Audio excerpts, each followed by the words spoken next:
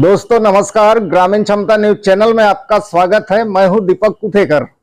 आज कुछ गंभीर मुद्दों के साथ में मैं आपके सामने उपस्थित हुआ हूं।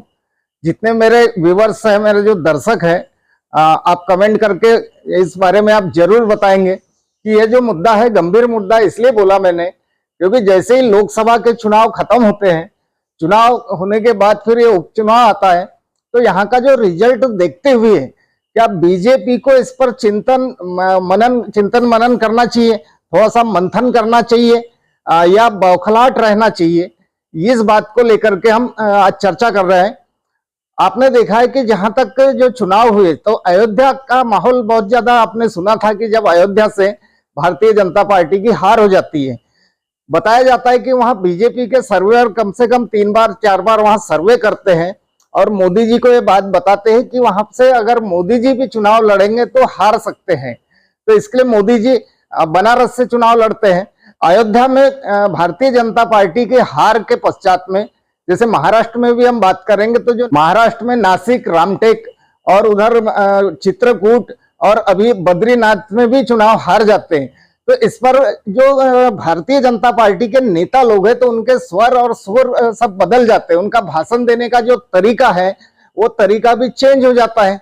तो उनका ऐसा मानना है, अब जनचर्चा की बात करूंगा आपसे, कि जो मानना है कि जो जितने भी मुस्लिम समाज है उन्होंने भाजपा को वोट नहीं दिया होगा, लेकिन बहुत जगह जब भाजपा चुनाव जीत जाती है तो वहां तो दिया है। तो उसी का जो असर है, अभी जो लोकसभा चुनाव के बाद अब विधानसभा चुनाव महाराष्ट्र में होने वाले हैं, तो इस बात का असर तो महाराष्ट्र पर होना तय है बिल्कुल, क्योंकि वहां जहां जहां जो दिग्गज लोग हार जाते हैं भाजपा के, और जो उत्तर प्रदेश में 80 के 80 की बात करते थे, वहां भी बहुत सारी सीटों का नुकसान होता है।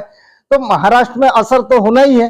तो इस पर क्या भाजपा के जो नेता लोग हैं, सांसद, विधायक और जो मंत्री लोग हैं, उन्होंने जो भाषण में जो कड़वाहट घोल रहे हैं, आप हर दिन सोशल मीडिया पर, डिजिटल मीडिया पर आप देख रहे हैं कि उनका जो भाषण देने का अंदाज और भाषण देने का तरीका बहुत परिवर्तन हो चुका है।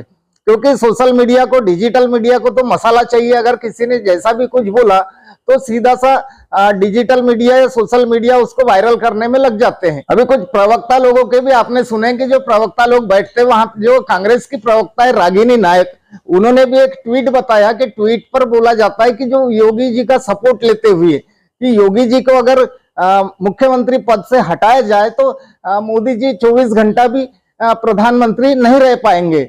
और से कुछ नेताओं के भी बयान आते हैं कि वहां 80 सीट नहीं आई तो 80 सीट ना आने के कारण मुख्यमंत्री को बदल देना चाहिए। भारतीय जनता पार्टी में उत्तर प्रदेश में क्या चल रहा है, सीधे सीधे धमकी दी जा रही है। अब इस ट्वीट में लिखा है कि अगर योगी जी को पद से हटाया जाता है तो 24 घंटे भी नरेंद्र मोदी प्रधानमंत्री नहीं रह पाएंगे। यहाँ पर केशव प्रसाद कह रहे हैं हमें सीएम बनाइए, इनको हटाइए, हार गए चुनाव उत्तर प्रदेश में। ये क्या बोल रहे हैं भाजपा के प्रवक्ता? में से 80 कहा था, आधी सीटें भी नहीं आ पाई, और वहीं दूसरी तरफ योगी जी कह रहे हैं कि हटा के तो दिखाइए। जैसे शुभेंद्र अधिकारी का जो अगर भाषण सुनते हैं आप, तो वो तो साफ साफ बोल रहे कि मोदी जी ने जो चुनाव में शुरुआत किया था सबका साथ सबका विकास, तो वहां पर शुभेंद्र अधिकारी जो बोलते हैं अब सबका साथ सबका विकास बोलना ही नहीं है, क्योंकि अब हमको ये लोग नहीं चाहिए, क्योंकि जो हमारे साथ हम उनके साथ, ऐसा एकदम दावा ठोक करके उन्होंने अपने भाषण में बोला है।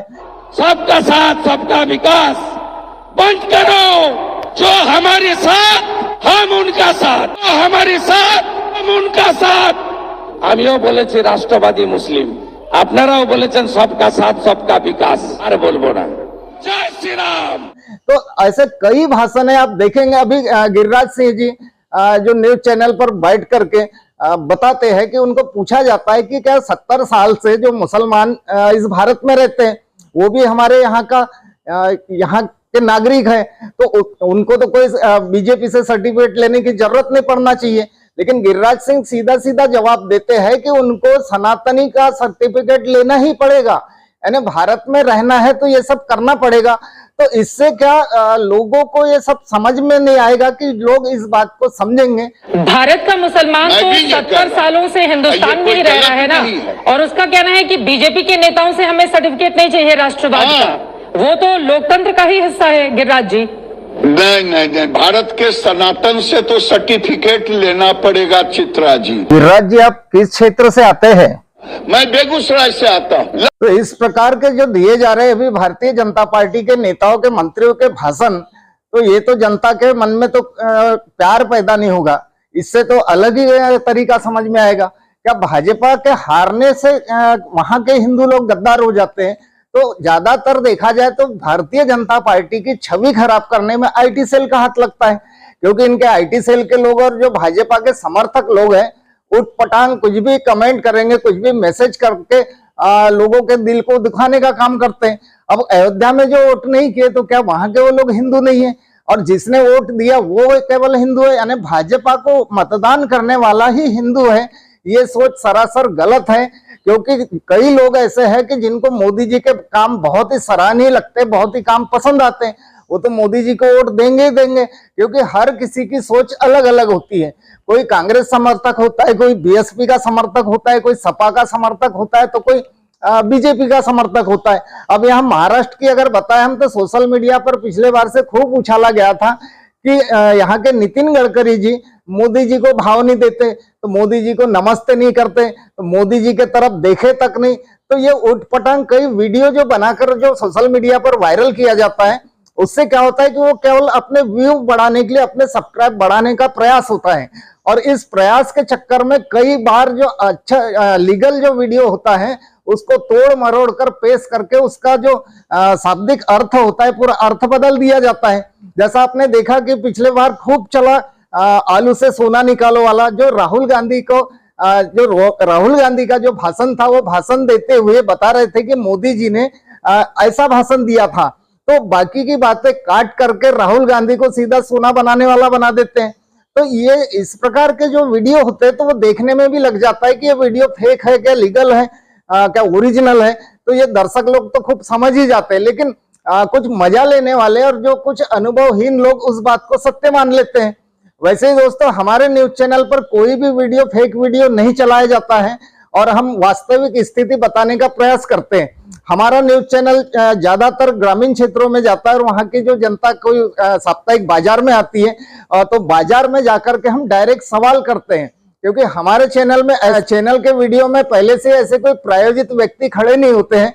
हम सीधा डायरेक्ट कैमरा ऑन करके माइक पकड़ के शुरुआत करके पूछना चालू कर देते हैं, क्योंकि अब यहाँ का जो माहौल, हमारे महाराष्ट्र का जो माहौल बनेगा विधानसभा का, तो यहाँ के विधानसभा में जो सीटों का बंटवारा होगा या गठबंधन रहेगा, जैसे लोकसभा में इंडिया गठबंधन था, उसी तौर पे विधानसभा लड़ा जाएगा, या हर पार्टी स्वतंत्र रूप से अपना अपना उम्मीदवार उतारेगी। क्योंकि गोंदिया की स्थिति भयानक खराब है। बाकी तो महाराष्ट्र में सभी जगह ठीक ठाक है, लेकिन गोंदिया, यहाँ पर जो टिकट वितरण की प्रक्रिया होगी, थोड़ा सा खिंचाव जरूर महसूस करेंगे। और यहाँ पर जिसे अपना टिकट नहीं मिलता है वो बागी भी हो सकता है, विद्रोह भी कर सकता है। अब महाराष्ट्र में देखा जाए तो बहुत सी पार्टियां दो टुकड़ों में बंट चुकी है।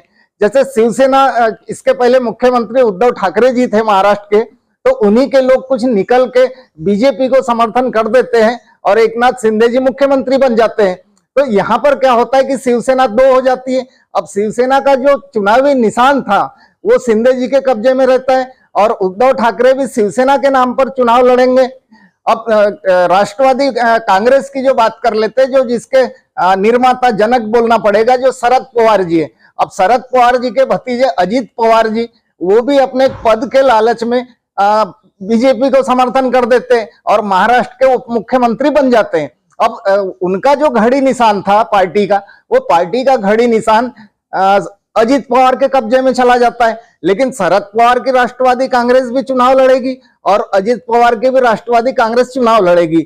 ये सब दो पार्टियों का खेल यहाँ पर गोंदिया में भाजपा दो है। खैर महाराष्ट्र में तो भारतीय जनता पार्टी एक है, लेकिन यहाँ पर भी दो भाजपा है। और पिछले पंचवार्षिक चुनाव में जो विनोद अग्रवाल जी चाबी निशान से लड़ते हैं और बीजेपी का जो चुनाव चिन्ह मिलता है गोपाल अग्रवाल जी को मिलता है। तो यहाँ पर असली भाजपा और नकली भाजपा ये बोलकर प्रचार किया जाता है। लेकिन वहां जो भाजपा समर्थक है और जो भाजपा कट्टर पार्टी के जो नेता है, यहाँ जो भारतीय जनता पार्टी के जो मतदाता हैं, जब भारतीय जनता पार्टी के कार्यकर्ता भी यहाँ से टूट जाते हैं, तो वो कैसे कार्यकर्ता हुए कि जो अपनी खुद की भारतीय जनता पार्टी छोड़कर चाबी को वोट देते हैं। तो यहाँ पर वास्तविकता देखा जाए तो गोंदिया में भारतीय जनता पार्टी के जितने भी कार्यकर्ता हैं वो मजबूत कार्यकर्ता नहीं है, वो वक्त देखकर समय देखकर किधर भी पलटी मार सकते हैं।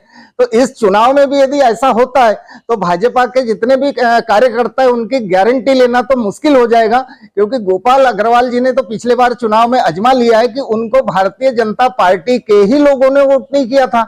अब इस बार यदि गोपाल अग्रवाल जी चुनाव नहीं लड़ते हैं तो जो भारतीय जनता पार्टी का चुनाव चिन्ह है कमल, क्या वो कमल फूल से विनोद अग्रवाल चुनाव लड़ेंगे? क्योंकि जनता का भी ये कहना है कि जो निर्दलीय चुनाव लड़े और निर्दलीय विधायक बने थे तो उन्होंने निर्दलीय रहना था, उनने भाजपा को समर्थन नहीं करना था। लेकिन वास्तविक स्थिति है कि विनोद अग्रवाल जी भाजपा के कार्यकर्ता है, चाहे चुनाव कैसे भी लड़ेंगे लेकिन अपना घर वापसी तो करना ही करना है। वैसे रमेश कुथे जी शिवसेना से यहाँ पर विधायक रहे और उसके बाद बीजेपी में जाते हैं। बीजेपी में कुछ वक्त बिताने के बाद अब इस साल 2024 में बीजेपी से इस्तीफा दे देते हैं। लोगों को उम्मीद थी कि वे अपनी वापसी, घर वापसी शिवसेना में करेंगे और शिवसेना की कमान फिर से संभालेंगे। आगे अब ये देखना होगा कि जो चुनाव जैसे जैसे करीब आएगा स्थिति स्पष्ट होते जाएगी। लेकिन सोचने की बात है कि जो भारतीय जनता पार्टी के नेता मंत्री लोग हैं उनका जो भाषण का अंदाजा है, भाषण देने का जो तरीका है एकदम सख्त होते नजर आ रहा है। और सख्त नजरिया से और सख्त भाषण से खास करके बीजेपी को ही नुकसान होगा। उनके जुड़े हुए लोग हैं वो टूटते जाएंगे, बिखरते जाएंगे और एक दिन ऐसा आएगा कि भाजपा जैसे पिछले बार एक कोने में पड़ी थी उस कोने में जाके रहना पड़ेगा। देखते रहिए दोस्तों हमारा न्यूज चैनल। मिलते हैं अगले वीडियो में, तब तक के लिए दोस्तों नमस्कार।